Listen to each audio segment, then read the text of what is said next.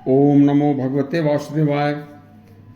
इतिहास की एक सच्ची कहानी जो हमारे इतिहास में हमारे नौनिहालों को, बच्चों को जरूर पढ़ाई जानी चाहिए थी, वह इतिहास से गायब कर दी गई। यह बड़े ही अफसोस की बात है। सुनिए, शिवाजी महाराज एक बहुत ही धर्मज्ञ और बहुत बहादुर हमारे राजा थे। उन्हीं की यह एक कहानी है। शिवाजी ने जब से शासन संभाला था तभी से मुगल काल था।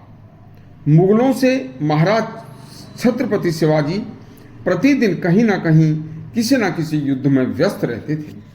उसी समय एक मुगल शासक बहलोल खां से शिवाजी का भयंकर युद्ध हुआ। शिवाजी ने उसे उसके किले तक खदेड़ा और जब हार कर बहलोल खां शिवाजी के डर से अपने किले में कहीं गुप्त स्थान पर जाकर छिप गया तो शिवाजी अपने सेनापति और उन सेनापति के साथ गई अपनी सेना जो उनके किले में घुस गई थी उसका बाहर इंतजार कर रहे थे।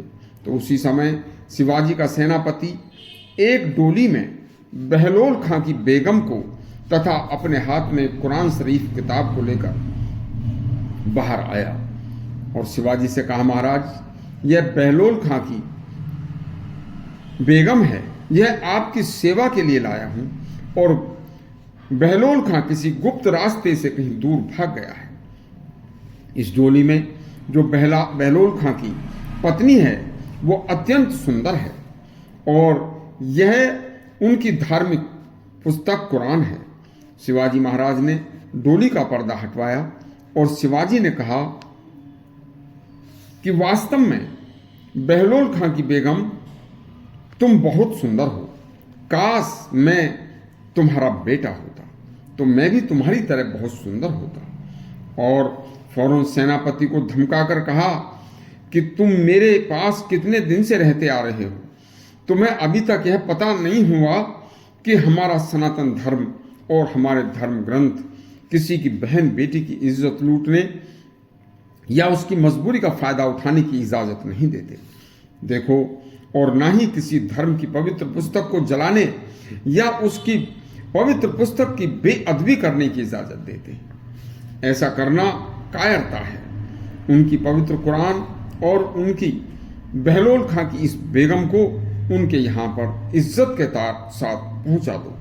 जैसे ही किले में गुप्त स्थान पर छिपे बहलोल खां को बाइज्जत अपनी बेगम और अपनी पवित्र कुरान को वापस आने का पता मिला तो बहलोल खां खुद भागा आया और अकेले शिवाजी के पास जाकर शिवाजी के पैरों में पड़ गया था और बोला, शिवाजी तू धन्य है तेरी माता जिसने तेरे जैसे फरिश्ते को जन्म दिया।